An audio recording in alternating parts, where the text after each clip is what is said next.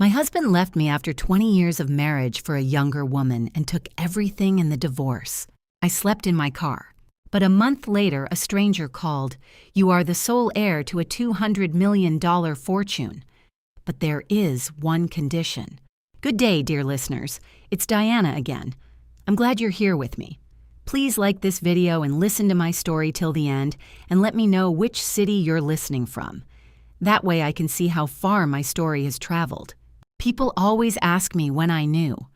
When did I first suspect that the life I had built over 2 decades was nothing more than a beautiful lie wrapped in a white picket fence bow? The honest answer is that I knew long before I admitted it to myself. But admitting something means you have to act on it, and I wasn't ready. Not yet. My name is Carol Whitfield, Carol Ann Whitfield if my mother was feeling formal. And for 20 years, I was the kind of woman other women envied at neighborhood barbecues. I had the house in Scottsdale, Arizona, 4 bedrooms, a pool that stayed blue even in August, a kitchen with granite countertops I'd picked out myself on a trip to Home Depot with my husband Daniel. I had 2 golden retrievers named Biscuit and Gravy, a vegetable garden in the backyard that actually produced tomatoes, and a husband who coached his nephew's Little League team on Saturday mornings. I taught 3rd grade at Mesa Elementary. I drove a sensible Honda CR-V. I was, by every external measure, fine. Daniel Whitfield was 52 years old and sold commercial real estate. He was broad-shouldered and silver-templed and wore the kind of cologne that made you think of cedar and confidence. We'd met at a friend's wedding in 1998. I was 30. He was 32. And he had asked me to dance before the band even started the second song. By our 3rd date, I already knew. That is the terrifying thing about love. It makes you certain before you have any evidence. For 19 of our 20 years, I would have called us happy. Not the Hollywood version of happy, where people run through airports and make grand speeches. The ordinary, reliable version. The kind where someone leaves the coffee already made when they leave for work early. The kind where you argue about whose turn it is to call the cable company, and it doesn't actually matter because you both know the other one will do it eventually. Then came 2018. I remember the first signal the way you remember a strange sound in the night. You're not sure you heard it, and then you convince yourself you didn't, and then later you wish you'd turned on the light. Daniel started working late. That alone meant nothing. Commercial real estate moves in cycles, and his firm had landed a new development project in Tempe. But it was the quality of his lateness that changed. Before, when he came home after 9, he smelled like stress. Bad coffee, a long day, the faint mustiness of an office that had recycled its air too many times. Now he came home smelling like he had already showered somewhere else. Fresh. Rinsed clean of something. I noticed he had bought new undershirts. Who buys new undershirts without mentioning it? I noticed he'd started locking his phone screen in a way he'd never bothered to before. A new pin, replaced without explanation. I noticed that when I walked into a room while he was on his phone, he didn't exactly hide it, but his thumb moved in a way that looked practiced. Small things, thin threads. I picked at each one alone in the quiet of the kitchen after he'd gone to bed, and each time I told myself I was imagining it. I wasn't imagining it. Her name was Brittany Hale, 29 years old. She worked at the same commercial real estate firm in the marketing department. I found out about her the way most wives find out, not through cunning or investigation, but through sheer dumb accident. A Saturday morning in March 2019, Daniel in the shower, his phone left on the kitchen counter, a text notification that lit up the screen before I could look away. Miss you already. Last night was everything. I stood in my kitchen in my robe holding a mug of coffee that was still too hot to drink, and I felt the floor go soft beneath my feet. I did not confront him that day.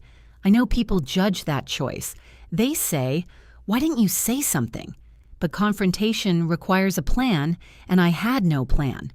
I had only shock, the white, silent kind that paralyzes the thinking parts of your brain and leaves only the observing parts running. The divorce process began in September 2019, after I found a second phone in his car. By that point, the evidence was beyond deniable. Daniel hired a lawyer first. He hired Marcus Webb, one of the most aggressive divorce attorneys in Maricopa County, and Marcus Webb spent 6 months turning our shared life into a legal document designed to leave me with as little as possible. The house was in Daniel's name, a decision we had made years earlier for tax reasons, and which I now understood had been a catastrophic error. Our joint savings had been quietly redistributed into accounts I hadn't known existed. His pension, his business interests, his real estate holdings. Marcus Webb shielded them all behind legal structures I didn't understand and couldn't afford to fight properly because I had made the mistake of trusting a lawyer who turned out to be overmatched. The final settlement gave me my car, my personal belongings, and $4,000. I was 51 years old. I had $43 in my checking account after the settlement processed. I had nowhere to go. For 11 nights in November 2019, I slept in my Honda CR-V in the parking lot of a Walgreens on McDowell Road. I kept the seats folded down and used my winter coat as a blanket. I used the Walgreens bathroom to wash my face in the mornings before driving to school because I still had my job, and I was not going to lose that too. I ate peanut butter crackers and drank gas station coffee. I was invisible in a way that only women of a certain age in a certain kind of American parking lot can be. Was it rock bottom? Yes. But even at rock bottom, something in me was watching, waiting. That part of me, the part that had been picking at thin threads for a year, had not stopped working. It was simply gathering patience. There's a particular kind of grief that doesn't look like grief from the outside. It doesn't make you cry in public or reach for strangers. It makes you very still. It makes you sit in a parking lot at 6 in the morning, watching the Walgreens stockboy collect shopping carts and think, what exactly do I have left? I made a list. I am a third-grade teacher. I make lists. Assets. 1 2014 Honda CR-V with 87,000 miles. $4,000. Now reduced to $3,800 after gas and food. A job that paid me $46,000 a year before taxes. A storage unit on Camelback Road where I'd put everything I'd managed to take from the house before Daniel changed the locks. Some clothes, my grandmother's china, my teaching materials, a box of photographs, my health insurance through the school district, liabilities, no home, no savings to speak of, no retirement account. Daniel's lawyer had argued my contribution to the household had been non-monetary, and the pension division had gone against me. 20 years of my life spent building someone else's financial future. I sat with that list for a long time, not with self-pity. I had burned through self-pity somewhere around the 5th night of sleeping in the car, but with the cold focus of someone who has simplified down to essentials. Self-pity is a luxury.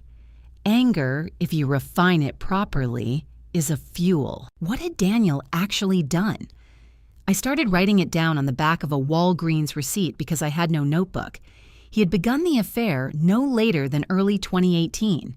Probably earlier if I was honest with myself about how long certain behaviors had been shifting. He had used that time to restructure assets. The savings accounts I later learned from a financial advisor named Ruth Chen, who agreed to see me for a reduced rate consultation, showed withdrawal patterns consistent with someone slowly moving money out of shared accounts over an 18-month period.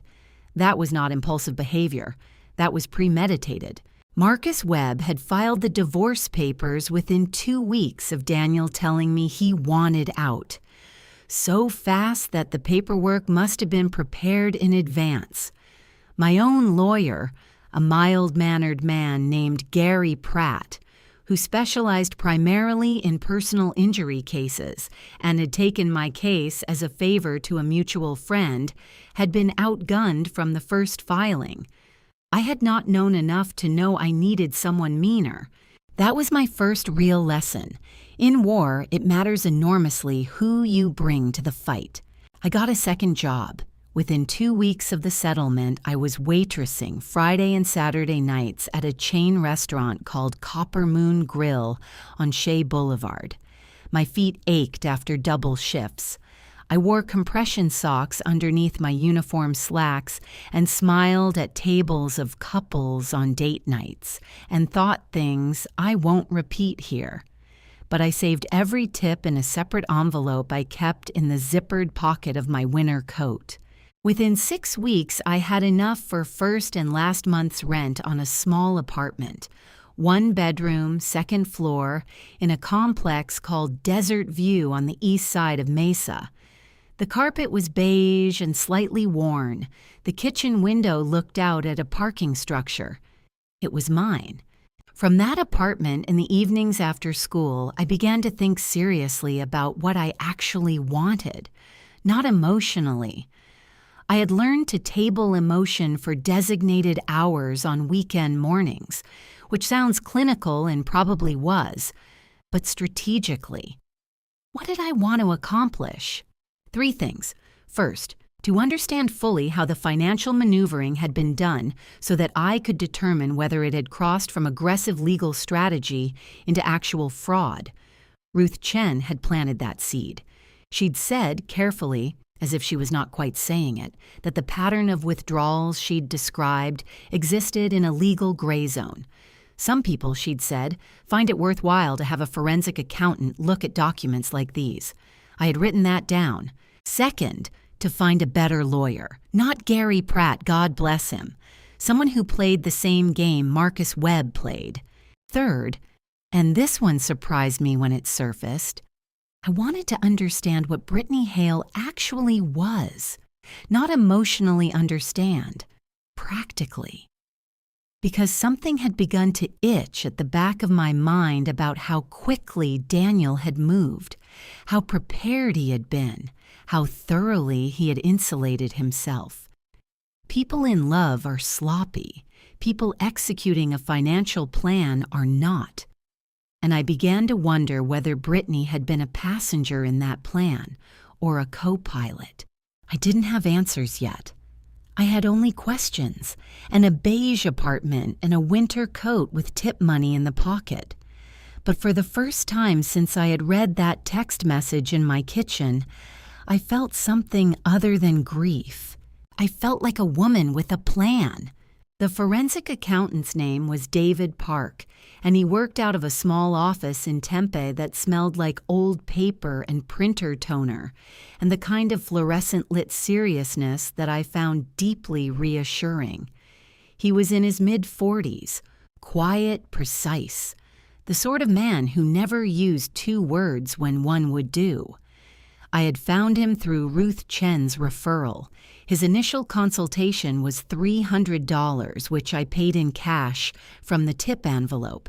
I brought him every financial document I had managed to preserve from the marriage: bank statements, tax returns, mortgage documents, investment account summaries, everything I'd had the foresight to photograph on my phone in the weeks before Daniel changed the locks. At the time, I hadn't known exactly why I was doing it. Instinct, maybe. The same part of me that had been quietly watching and waiting. David spread the documents across his desk and was quiet for a long time. Then he said, "Mrs. Whitfield, how long were you aware that funds were being moved out of the joint accounts?" "I wasn't aware," I said, "until Ruth Chen described the pattern to me." He nodded slowly. The first withdrawal was in February 2017. He tapped a statement. "That's 19 months before you filed." I felt the room contract slightly.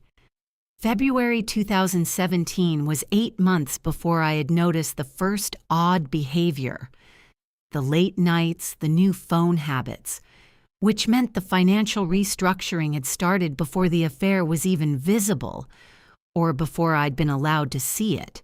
I retained a new divorce attorney in January 2020. A woman named Sylvia Marchand, 53 years old, who had spent 20 years in family law and whose reputation among the Scottsdale legal community was, as one paralegal quietly told me, that she was the one you call when the other side has already played dirty. Her retainer was steep. I paid it in installments, supplementing my waitress income with a third income stream I'd added, tutoring on Tuesday and Thursday evenings through an education center near my apartment. Sylvia reviewed everything David Park had compiled, and she was quiet in a different way than David, less computational, more strategic. Then she looked at me over her reading glasses and said, "This is going to take time. Are you prepared for that?" "Yes," I said. "Good, because what I'm seeing here suggests your husband moved marital assets in a manner that, depending on what we find in the discovery phase, could constitute dissipation of marital assets under Arizona law, which means the original settlement may be challengeable." I had not known that was possible. The word challengeable settled into me like warm water. It was around this time, late February 2020, that Daniel apparently became aware that I had retained new legal representation. I later pieced together how Sylvia had sent formal notice to Marcus Webb's office that she was reviewing the settlement, and Marcus Webb, being the kind of lawyer he was, had told Daniel immediately. I learned this through a mutual friend named Patrice, who ran into Daniel at a Costco and reported back to me, because Patrice had always liked me better, that Daniel had seemed rattled. Her word.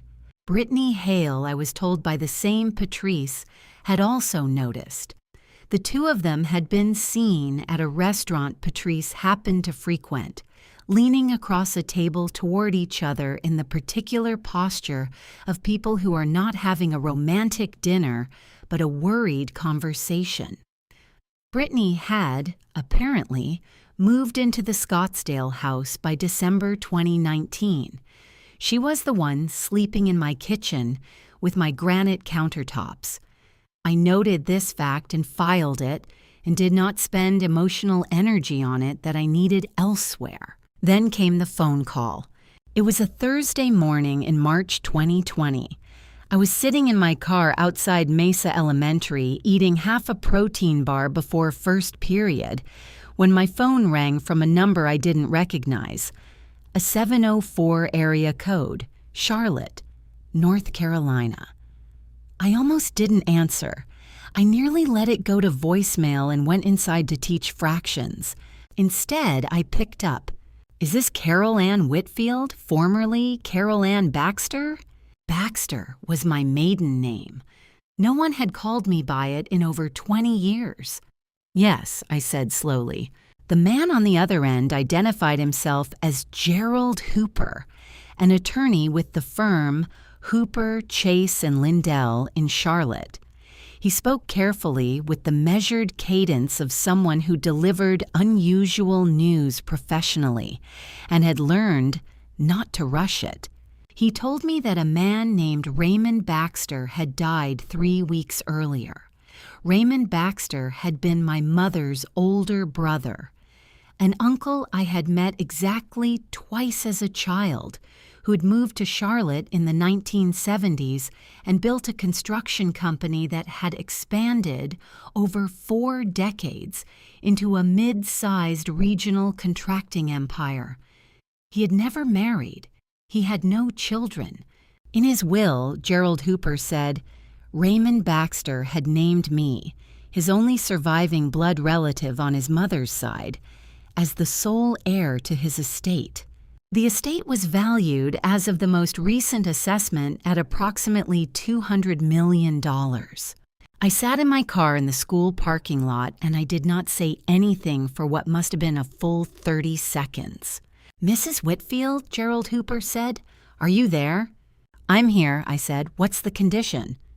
Because he had said there was a condition, He had said, "There is an estate and there is a condition."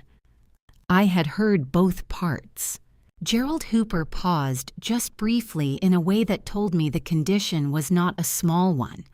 To inherit, he said, you must present yourself in Charlotte within 60 days to complete a formal competency and identity verification process.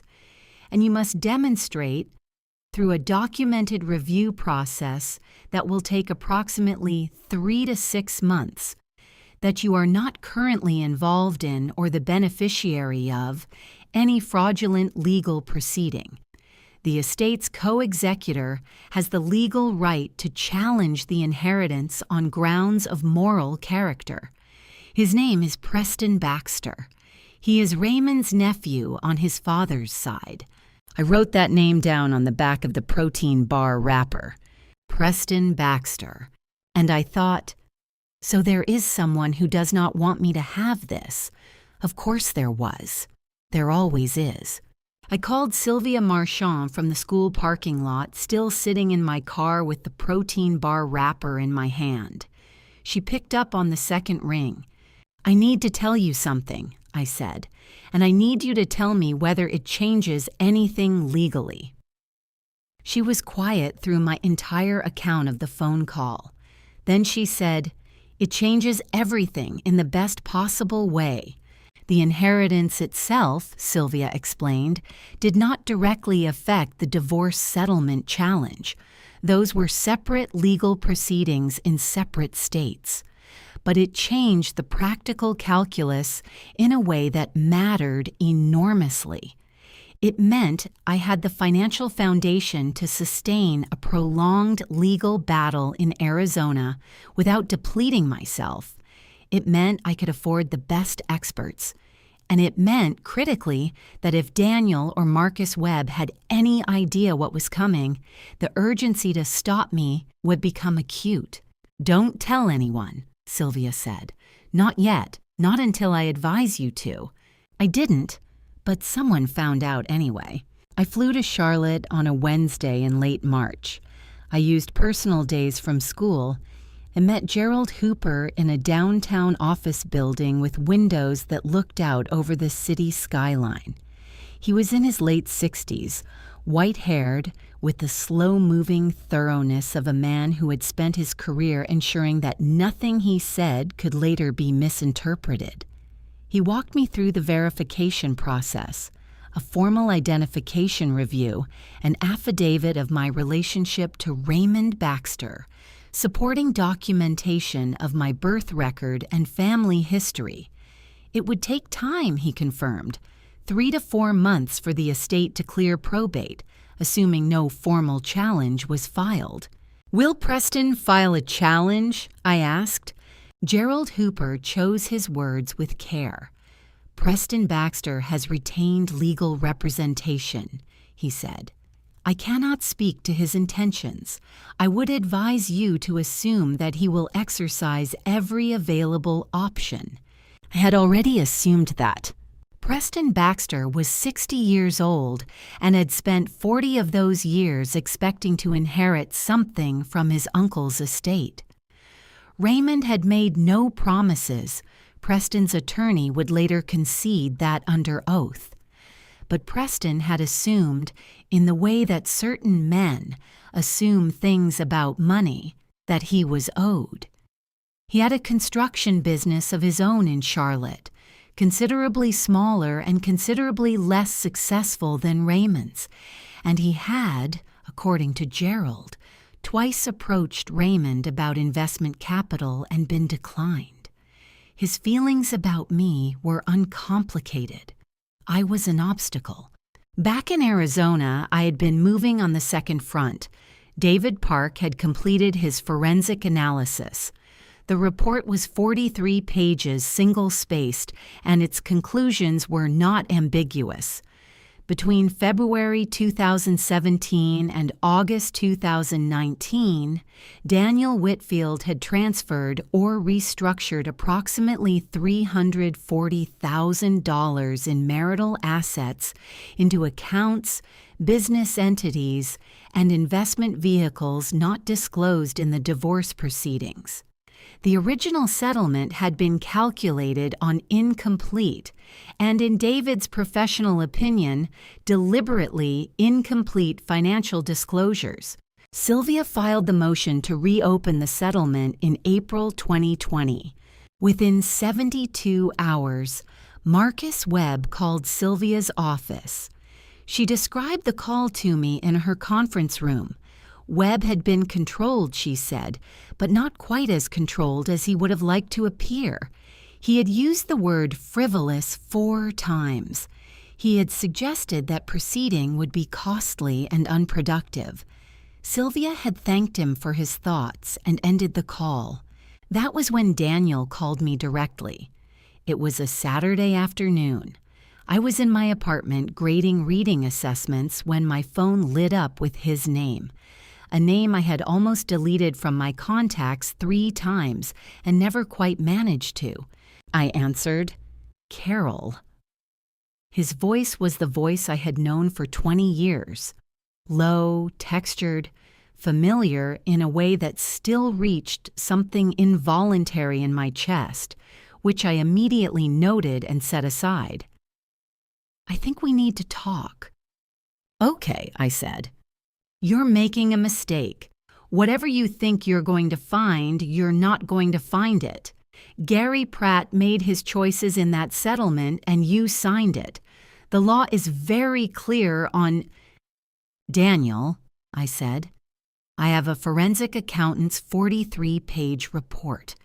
Please don't tell me what the law is clear on." There was a silence. Then his voice changed. The warmth stripped out of it in a way I had never heard before. Not during the divorce, not during the worst arguments of our marriage. A register I didn't know he had. "You are going to regret this," he said. It was not quite a threat. It was worse than a threat. It was a promise delivered in the voice of someone who believed it. 2 weeks later, I received a formal letter, not from Daniel's attorney, but from a private law firm in Scottsdale I had never heard of, informing me that Daniel Whitfield intended to pursue a counterclaim against me for malicious litigation and harassment if I proceeded with the settlement review. The letter mentioned with studied casualness that certain background information had come to their attention regarding my current financial circumstances, and that this information might become relevant in proceedings. They knew about the inheritance.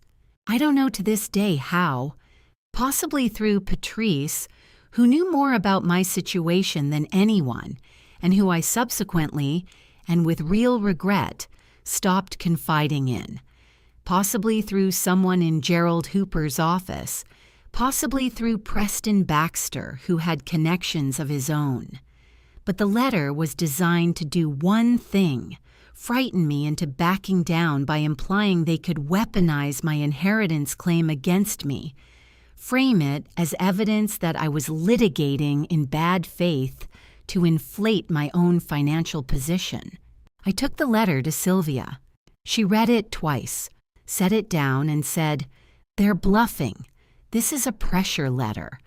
There is no viable malicious litigation claim here, but it tells us something important." "That they're scared," I said. "That they're scared," she confirmed. I walked out of Sylvia's office into the April heat of downtown Scottsdale and stood on the sidewalk for a moment and breathed the warm, dry air. My hands were steady. I had expected to feel frightened by the letter, and I did not feel frightened. I felt something closer to clarified. I took myself to Sedona for 3 days, a small inn, red rock views, no email, no calls except to Sylvia twice. I hiked 2 miles each morning on the Bell Rock Trail and ate real meals in sit-down restaurants and slept 8 hours a night. I needed my mind sharp. I could not afford to run on fumes. Some people would have called it a luxury. I called it maintenance. When I came back, I was ready. They came to her through a back channel, which I thought was telling. Not through Marcus Webb, not through the Scottsdale law firm with the pressure letter. Through an intermediary, a woman named Sandra Killian, who'd been a peripheral social acquaintance of Daniel's and mine during the marriage. The kind of person who appeared at holiday parties and was always slightly better dressed than the occasion required. Sandra called me on a Tuesday morning in early May and asked if I'd like to meet for coffee. Her tone was casual, even warm, in a way that made the hairs on the back of my neck stand up, because Sandra and I had never been coffee meeting friends. We had been smile across a room friends. This was different. I said yes. I wanted to hear what the message was. We met at a coffee shop in Tempe. Neutral territory, which I was certain was Sandra's calculation, not mine. She was impeccably put together, the way women are when they're performing ease rather than feeling it. She spent 10 minutes on pleasantries about nothing. Then she set her cup down and said in a voice that she had clearly rehearsed, "Daniel asked me to reach out. He doesn't want things to get uglier than they need to be. He's been thinking about the whole situation, and he thinks there might be room for a more reasonable arrangement." "What kind of arrangement?" I said. Sandra described it. Daniel was prepared to offer a supplementary payment. She used the word supplementary as though we were discussing overtime pay, of $50,000 outside the legal proceedings, in exchange for my withdrawal of the forensic challenge and a signed agreement not to pursue further claims against the marital estate. $50,000. Cash, clean, immediate. I looked at Sandra across the cafe table. A year ago, 11 months ago, even 6 months ago, sitting in a parking lot with $3,000, $50,000 would have been a different number than it was now. And I understood that they were counting on that. They knew my circumstances. They had calculated the moment at which the offer would feel like the rational choice. What they had miscalculated was this. I was no longer operating from desperation. I was operating from clarity, and clarity is not impressed by numbers. "Tell Daniel," I said very pleasantly, "that I appreciate him thinking of me, and that my attorney will see his attorney in court." Sandra looked at me for a long moment with something complicated in her expression. Not quite surprise, not quite respect. Something in between. Then she picked up her coffee cup, and that was the end of that meeting. I told Sylvia about it within the hour. She noted it formally as a record of an attempted settlement discussion, potentially useful later if the other side tried to claim I had been intractable. What the encounter did, more than anything, was clarify for me that I needed people around me who were not susceptible to these kinds of side-channel pressures. In the months of survival mode following the divorce, I had let most of my friendships go fallow. I hadn't had the energy to maintain them. But now I understood that isolation was a vulnerability. You cannot sustain a long fight without people around you who are anchored to your reality. I called my sister, Diane, who lived in Denver and who had been asking me, carefully, not pushily, if I was okay for months. I told her the truth, all of it. The car, the Walgreens parking lot, the forensic accountant, Charlotte, the inheritance, the pressure letter, Sandra, and the coffee shop. I had told her bits and pieces, but never the whole thing in sequence. When I finished, there was a silence. "Why didn't you tell me?" Diane said. Not accusing, just real. "Because I didn't want to be the kind of woman who needed rescuing," I said. "And now I understand that that was stupid." Diane drove down from Denver that weekend and stayed for 10 days. She slept on my beige carpet air mattress, and we drank wine from paper cups, and she sat with me while I reviewed documents, and she did not pretend that everything was fine, but also did not allow me to catastrophize. She was steady in the way that sisters who have known you your entire life are steady. Not because they don't see the danger, but because they see it accurately and refuse to inflate it. Through Ruth Chen, my original financial advisor, I was also connected to a women's legal advocacy network in Phoenix called the Maricopa Financial Justice Coalition. They provided me with a paralegal volunteer named Angela Torres, who reviewed documents with me twice a week and helped me organize the evidentiary timeline in a way that made Sylvia's work more efficient. Angela had been through a divorce of her own years earlier with similar financial maneuvering, and she had the particular knowledge that comes from having been through a system that wasn't designed to protect you. It was Angela who noticed something I had missed. Buried in the transfer records David Park had analyzed was a payment, modest by the scale of the others, barely $20,000, made in March 2018 to a consulting firm called Hale Strategic Advisors, LLC. Angela, who was patient in a way that I was learning to value enormously, had cross-referenced the LLC's registration in the Arizona Secretary of State's database. Hale Strategic Advisors, LLC had been registered in January 2018. Its registered agent was Brittany Marie Hale. Daniel had been paying Brittany, through a business entity she controlled, 8 months before I had even known her name. I sat with that document for a very long time. Then I sent a photograph of it to Sylvia with the message, "I think we just found something." In Charlotte, meanwhile, Preston Baxter had filed a formal notice of intent to challenge the inheritance on grounds of moral character. His attorney had cited the pending litigation surrounding my divorce as evidence of a pattern of adversarial behavior. It was creative, if nothing else. Sylvia and Gerald Hooper were in contact about how to structure the response. The days were long and the work was constant, and my feet still hurt from Friday night shifts at Copper Moon Grill. But I was no longer afraid. I was paying attention.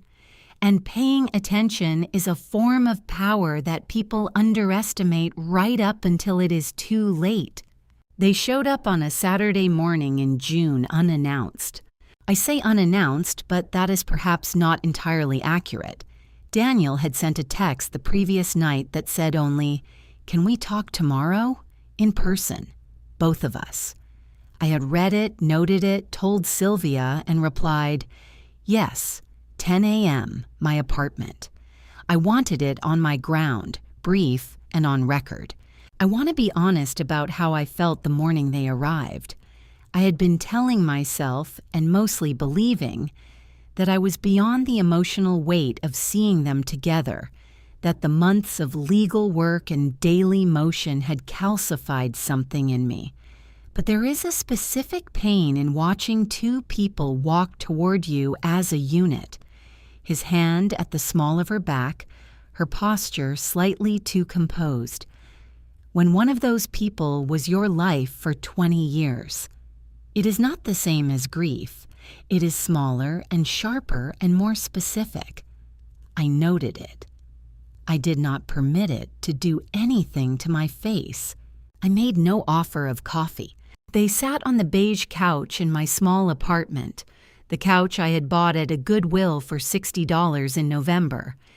And Daniel looked around the room in a way that he was trying to make look neutral but wasn't. Brittany was dressed carefully, a linen blazer, no jewelry except small gold earrings. She was doing a version of someone being reasonable. I had seen third graders perform sincerity with more conviction. "We appreciate you seeing us," Daniel started. "We know things have been difficult between all of us." I waited. "Brittany and I have been talking, and we think—" He glanced at her, and she gave the small nod of the person who has rehearsed this. "We think we've all been in a position where emotions took over and that nobody benefits from this getting more adversarial." "What specifically are you proposing?" I asked. Brittany spoke for the first time. Her voice was measured, almost warm, the vocal equivalent of the linen blazer. "We know the past year has been really hard on you, Carol, and we have a lot of respect for—" "Don't," I said. She stopped. "Don't tell me what you respect," I said. "Tell me what you're proposing." Daniel's jaw tightened, just slightly, just enough that I caught it. He had not expected the interruption. He had expected me to be softened by their arrival, by the performance of goodwill, by the implicit suggestion that this could all just end if I was reasonable enough. "The legal challenge is going to drag on for years," Daniel said. "It's going to cost you more in attorney fees than you could possibly recover. And frankly, it's going to put a lot of things on the public record that aren't going to reflect well on anyone." "Including the 43-page forensic report," I said. A pause. "Including," he said carefully, "certain financial decisions that I think in context are entirely defensible. But context in a courtroom is expensive for everyone." There it was, the shape of the threat inside the olive branch. He was telling me that he would spend whatever it cost to make the proceedings complex enough and long enough that the financial and emotional toll would exceed any realistic recovery. He was banking on the assumption that I was still a woman operating from scarcity, that I could be worn down. He did not know about the inheritance. He knew something was happening in my financial picture. The pressure letter had established that they'd gotten wind of something, but they hadn't confirmed the scale of it. And I was not going to tell them. "And what would you like me to do in exchange for this context being provided?" I said. Brittany leaned forward slightly. "We'd like you to withdraw the motion. Let the original settlement stand. You move on, we move on. We're both willing—" She caught herself on the both, the slip of someone who had been designated spokesperson when they hadn't meant to be. "Daniel is willing to make a reasonable gesture, beyond what Sandra discussed." "A gesture," I said. $80,000, Daniel said. "Final clean." I looked at them both. Brittany, with her linen blazer and her small gold earrings and her company that had been receiving my marital assets 8 months before I knew her name. Daniel, with his silver temples and his lawyer and his 23 years of knowing exactly how to read me. They were sitting in my $60 Goodwill couch in my beige apartment, and they were trying to purchase my surrender. I stood up. "I'm not going to do that," I said. Daniel's face changed. The performance of reasonableness, which had been thin but which he had maintained, collapsed. What was underneath it was not anger, exactly. It was something colder and more mechanical, the calculation of someone who has realized a strategy has failed and is already revising. "Carol." His voice was flat now. "You have no idea what you're walking into. Preston Baxter is not a patient man. If he decides to challenge that inheritance in court, it becomes public record. Every detail of your financial situation, your debt, the waitressing, the $43. I don't know how he knew about the $43. It didn't matter. Your attorney told you to say that, I asked, or you came up with it yourself? He stood. Brittany stood half a second after him, the slight delay of someone following rather than deciding. His voice dropped to something quieter, which was somehow worse than if he had raised it. You are making the worst decision of your life. I've heard that before, I said. From you, about the exact opposite decision. Walk yourselves out. They did. The door closed behind them. I stood in my apartment for a moment in the sudden quiet. And then, I won't pretend otherwise. My hands were shaking. Not from fear of them, exactly. From the particular activation that comes after sustained tension releases, when your body catches up to what your mind has been managing. I sat down on my $60 couch, and I let myself feel it for exactly 10 minutes.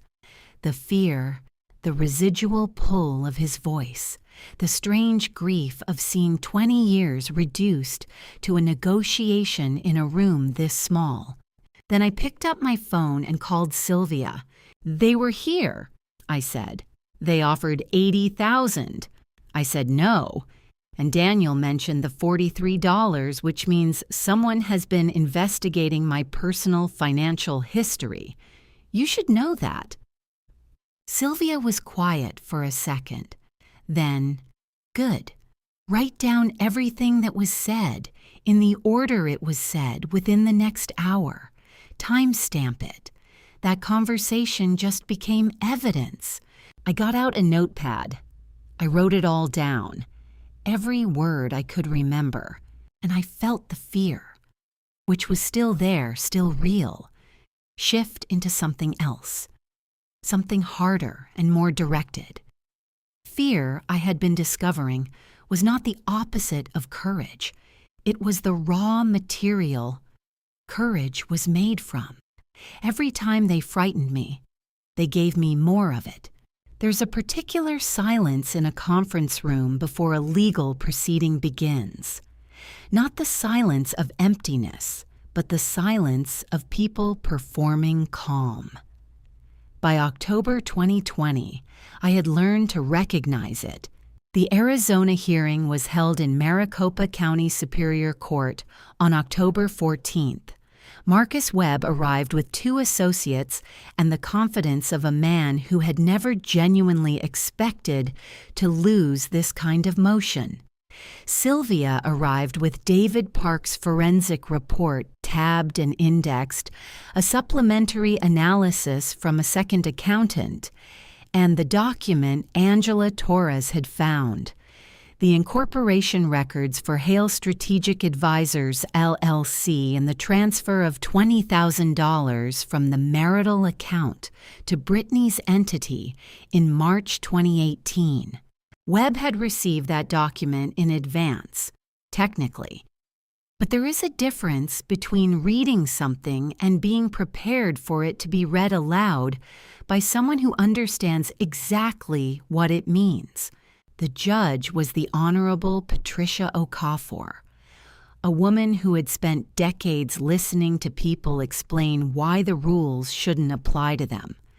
When the Hale Strategic Advisors document was presented, she asked Marcus Webb a simple question. Can you explain the business purpose of this payment? Webb said, consulting services. She asked what consulting services. He said the payment was external to the marital estate and therefore irrelevant. She asked whether Ms. Hale was employed at the same firm as Mr. Whitfield when the payment was made. She was. Whether the company was registered at Brittany's personal residential address. It was. Whether the payment had been disclosed in the original financial affidavit. It had not. Webb attempted to reframe. He was competent. I won't take that from him. But competence in service of a position that cannot hold is just eloquent delay. Judge Okafor ordered full disclosure of all financial transactions from January 2017 through the settlement date. She did not rule that day, but she granted the motion continued hearing status. "She's not dismissing it," Sylvia said in the parking lot afterward. "That's the door staying open." 2 weeks later, in Charlotte, Preston Baxter's challenge cited my ongoing litigation as evidence of moral character failure. His attorney, Garrett Cousins, had constructed an argument that was not entirely without creativity, but Gerald Hooper had anticipated it. He presented a letter from Judge Okafor's clerk confirming the Arizona proceedings were civil in nature, with no criminal allegations, and a character affidavit signed by 12 people. My principal, colleagues, former students' parents, Diane, Angela, Ruth, David Park, and 2 neighbors. I saw Preston Baxter for the first time in person. A heavy-set man with the look of someone who had been certain of something for a long time and was only now being asked for documentation. After Garrett Cousins presented his challenge and Gerald responded, Judge Marsh asked one question. The alleged financial misconduct is alleged against the decedent's nephew-in-law, not against Mrs. Whitfield? The dispute involves Mrs. Whitfield as an active party. As plaintiff, she is alleging misconduct, not the party against whom it is alleged. Preston uncrossed his arms, recrossed them. His attorney spoke rapidly into his ear.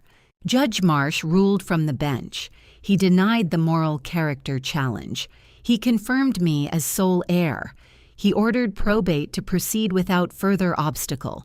I walked out into the November cold and stood on the courthouse steps and breathed. Sylvia called 30 seconds after my text. 2 for 2, she said.